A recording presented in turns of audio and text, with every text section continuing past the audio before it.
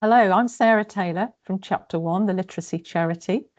And today I'm speaking with Luke Richardson, Head of Social Value at Amentum, about a partnership that is transforming educational outcomes for children facing disadvantage across the UK.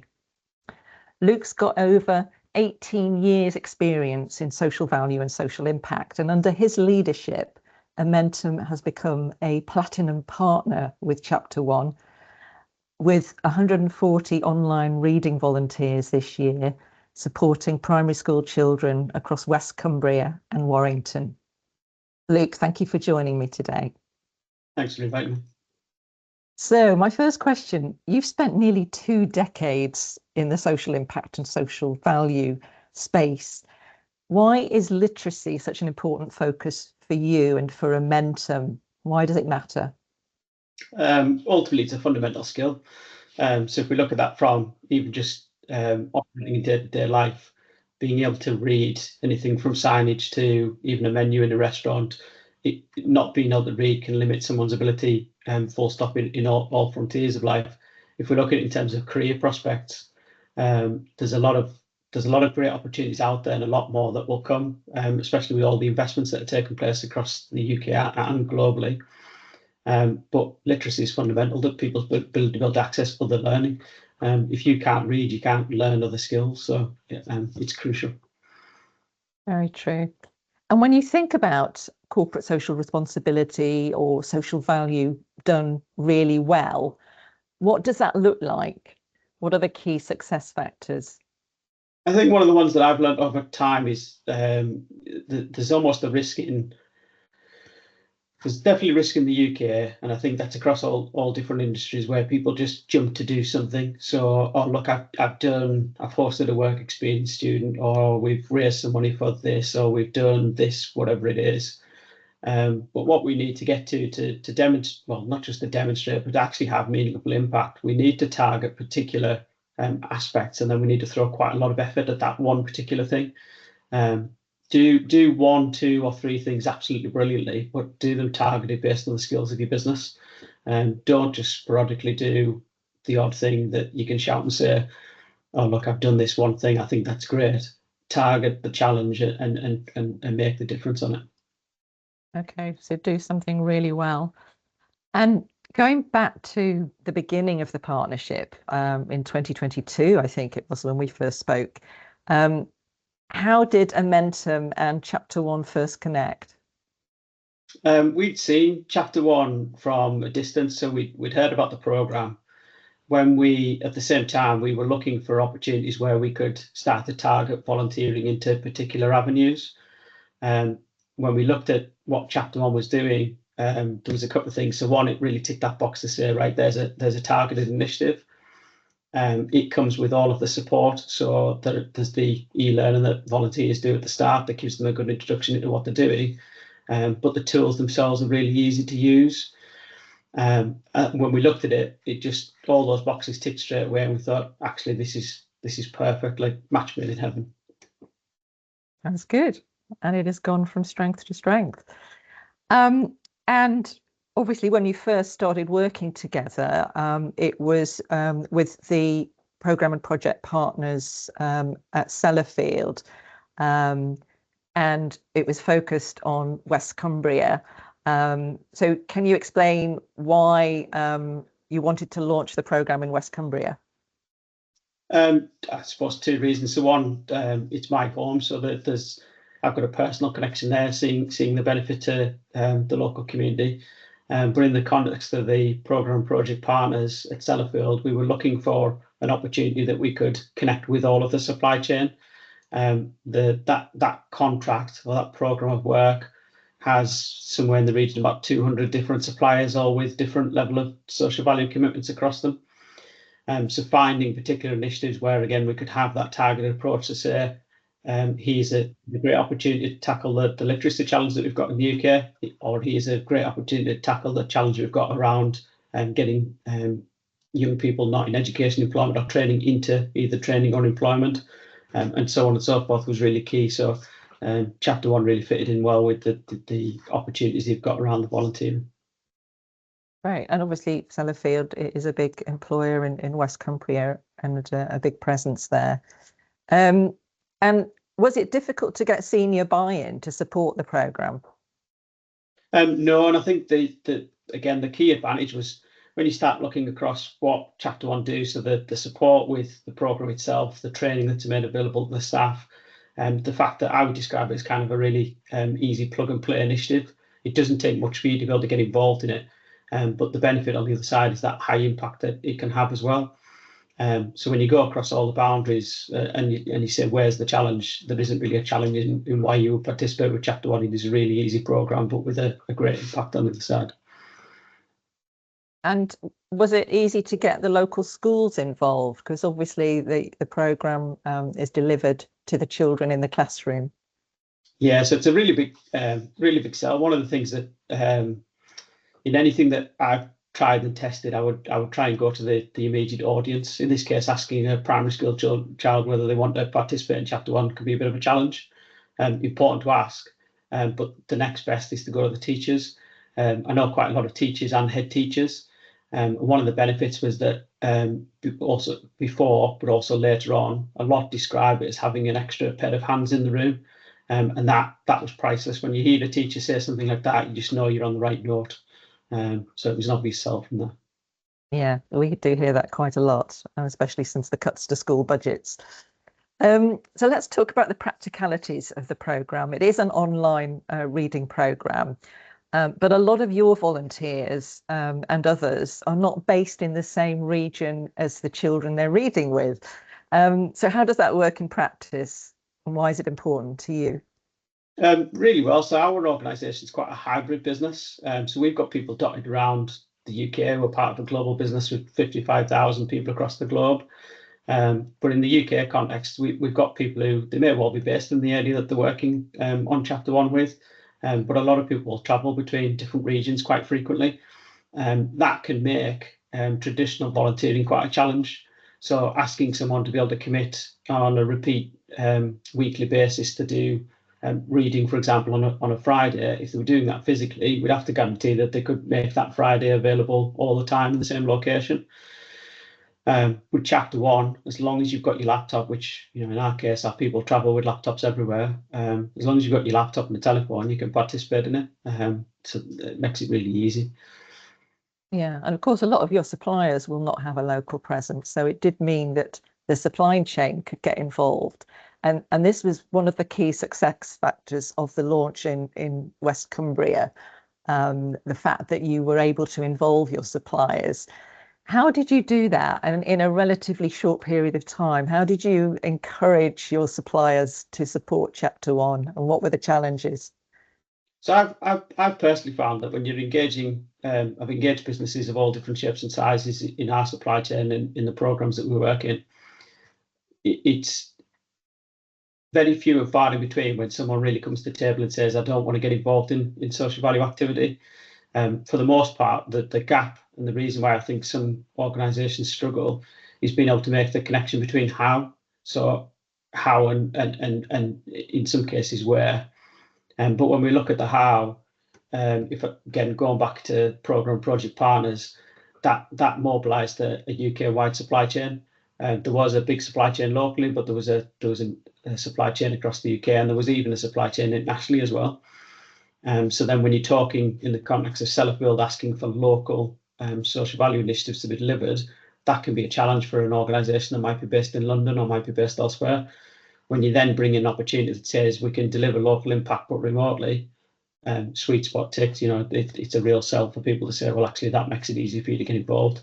The alternative in most cases would be for those organisations to ship people in to the location to try and deliver something. But again, that can be hard if you don't have the connections. Chapter One comes packaged with the children that you're going to work with, connected with the school, and then in the background with that support that if anything, if you've got any challenges, you've got any issues, you can reach out to the support team and they fix it straight away. And with you obviously got a lot of your suppliers involved. Was that difficult? I mean, obviously we make it quite easy for the volunteers to support the children, but was it a challenge convincing particularly smaller companies in your supply chain that this was something that they really should support? No, I do think again that having both the support, the training, and then having the ready-made package of being, when you work with Chapter One, they connect with the school, and there isn't any of that kind of initial prep work that you would see in any other kind of activity like this. If you had we had a comparable, if we took a local reading program that was delivered on the ground in person, if it wasn't already ready-made, which not many of them are, the business themselves would have to go and try and find the school. So they've got to find someone in the school they can talk to. They've got to think about the safeguarding, the DBS checks. They've got to then think about what to do in terms of all of the training. And not every school, unfortunately, has quite a robust library anymore. That's a challenge that unfortunately we face in the country. If you then go through all of that list again in a Chapter One context, you partner with the school, you partner with the teacher, you've got the ability to private message them as you need to. You've got the global free library, which is absolutely fantastic. So you've got all these books available. You've got games which the kids really enjoy. It's good that they enjoy them, but the learning is they're participating in it quite often without realizing that they're learning. Absolutely brilliant. And do you use your procurement and contracting process to support initiatives like this, social value? Yes. So we've had, oh gosh, I'm trying to think in terms of in Chapter One context, I think, what is it, maybe 20, 25, 30 different businesses joined Chapter One through our connection. It's quite a sizable chunk of businesses that came on board. Yeah, exactly. And many of those have gone on to support us in other parts of the UK, which is great for us. Were there any surprises in the first year of the partnership? Looking back, anything that was unexpected, either positive or negative? I think the only ultimate positive was I do remember when we looked at the idea. I remember having the initial conversation with yourself, and we said about the idea of mobilising. You set the target of 100 volunteers, and I remember just casually thinking, yeah, that's fine. Coming off the call, talking to Stuart from Sellafield, appreciating there was a good challenge there to raise quite a lot of volunteers in a short amount of time, and also make the connections with the schools. But we pulled it off, and I think that again was just a prime example of why Chapter One really, really works. The moment everyone understood it, whether it was the corporate partners or whether it was the teachers, everyone came on board really, really quickly. There wasn't a challenge of trying to explain the value or explain how we would do it. Everyone just got involved. Yeah, I mean, I was certainly surprised by the speed at which we did it, which was record. But yes, and it was, as you say, it was about everybody pulling together, and Sellafield and Amentum leading the partnership and getting others on board very quickly, and that was how we were able to do it. Amentum recently won our Chapter One Volunteer Growth Award because you had increased your commitment so quickly over the last 3 years. It's not just about the numbers of volunteers, it's about the culture that organisations like Amentum have, where people feel they're able to volunteer on company time and they're supported to do it, which is the most important thing. So how do you do that at Amentum? I think culture really matters. So we're fortunate to have a really strong culture of people actually caring. That counts for one. I think the second is probably a combination of bottom up and top down. So we've got in our early careers program for all of our early careers staff that come on board now, they've got a requirement to participate in corporate volunteering activities. I think that really instills the value into them as they join the company. But then if I look across the examples that we've had, we've got vice presidents and directors that have been involved in programs like Chapter One. And so when you've got people at all different levels participating, whether it's junior staff coming in or whether it's your senior professionals, if they're all participating and see the value, but they can all articulate the value back to each other, that in itself sells it. I think if you're going into a business and almost trying to mandate people participate, you've lost the war before it starts. If you can go in and really show that value, that's where the success is. Yeah, I agree. And certainly getting managers involved at all levels really helps to set a good example and also for them to experience the programme. Um, what do your volunteers tell you about their experience of volunteering with Chapter One? Everyone's extremely positive. So I think the key ones that come out are people love the time that they spend on it from the start to the end. So seeing the development of the child over that time frame, that always resonates with people really, really well. The ease of being able to participate. So I mentioned before, we're quite a hybrid organisation. So when we've got staff moving around in different locations, the fact that they can still easily participate in the volunteering initiative that they've chosen, that's really good. And then we from looking back, I looked at the records, we don't really have any major hiccups, but if anyone did have a challenge with a microphone or with a headset or with a computer starting, I've got notes going back to when we first started of people just saying, I contacted support within 5 minutes, someone from Chapter One support team resolved the issue, and then I got back to what I was doing. That's priceless, absolutely brilliant. Yeah, no, it's really important that the volunteers have a positive experience. And how does Chapter One help you to report the impact that your volunteers are having on the children that they're reading with? The end of year report that we get is brilliant. So that gives us that high level summary and analysis of what's taken place. I think the extra part that's brilliant is we've had different quotes dropped in from either teachers that were in the classroom working with the students or from head teachers that have looked at it from what's gone on in their school. But those stories and case studies are brilliant. So impact report is good, but the actual stories saying this child moved from this level or this is the impact across the school, absolutely fantastic. And what kind of metrics are you able to get from Chapter One on the impact? So metrics are quite broad. So we see everything from the levels of volunteering that have taken place either on an individual, across specific teams and in schools. We're able to see the reading level change, so we can see where reading level started and where they ended. That's really key. And then we have had particular examples where schools have come back to Chapter One, and that has then been shared with us, where we've seen phonics results increasing across an entire school, which is absolutely brilliant.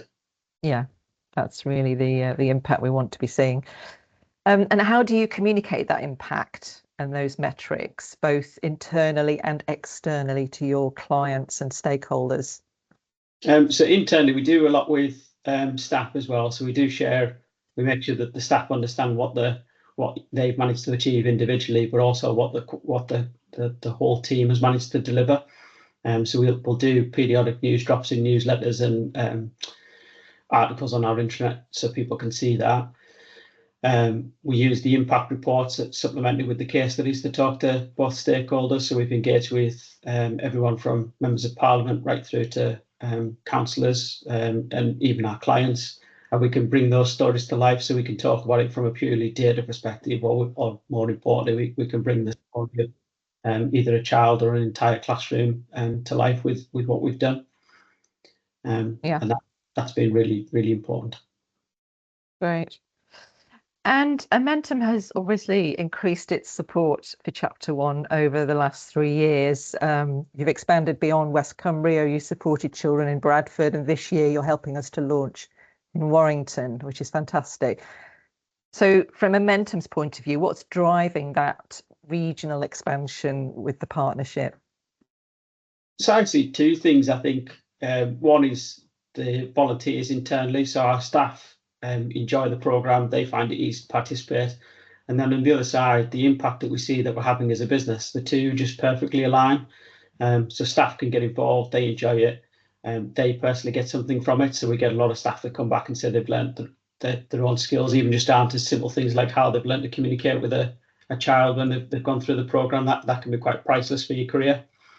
And then on the opposite side, when we're seeing that impact that we're having as a business and through the paid corporate volunteering time, it then makes sense for us to look and say, actually, why don't we expand it, give more opportunities for more of our staff to participate, whilst also having a bigger impact as a business. Yeah, and it's great to see that at a time when, corporate giving on the whole is declining, and there are lots of pressures on corporate responsibility, diversity and inclusion and so on. So it's really admirable that Amentum and many of our partners are bucking that trend. And every partnership has its challenges. Can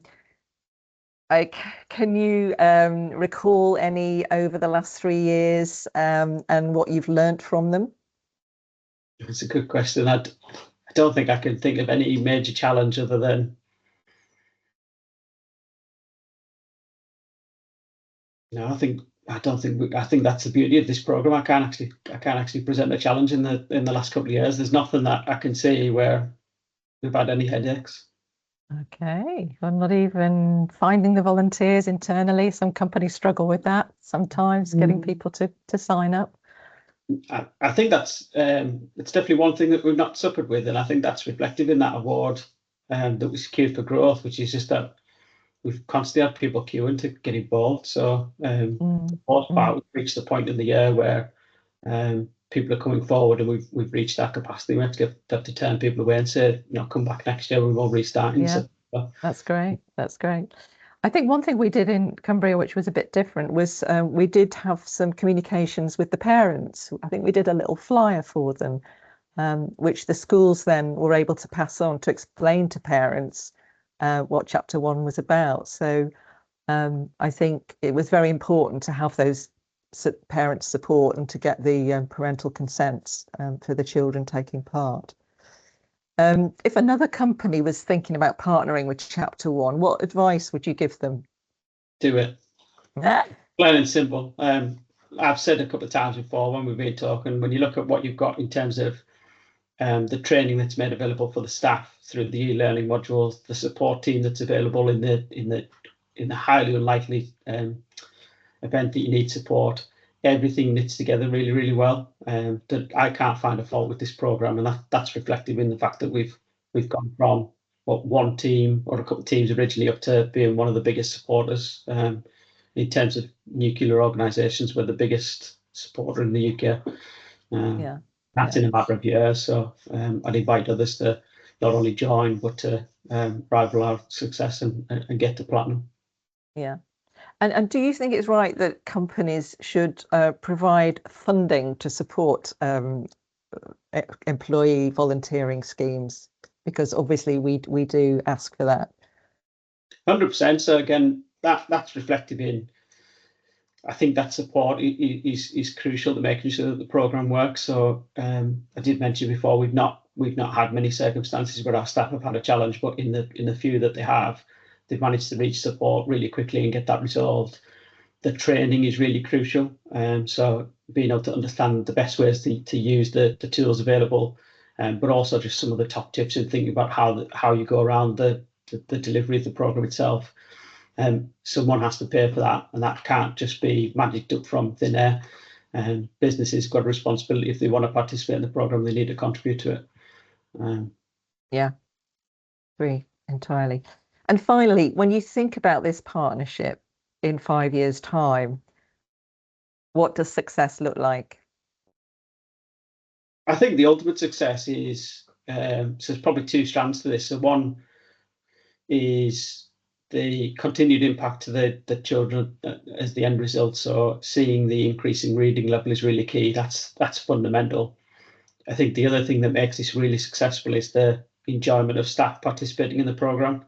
And the two of those together make this absolutely perfect. So I'd love to see that continue, and I'd love to see us have an asset bank full of stories of both sides. So how the staff have participated and benefited, but then have this long history of all these different children who have benefited through the program and gone on to their own successes. Yeah, and I think we're very keen to develop our understanding of the impact and to share that with partners like Amentum as well. So it's definitely a priority for us. Luke, thank you.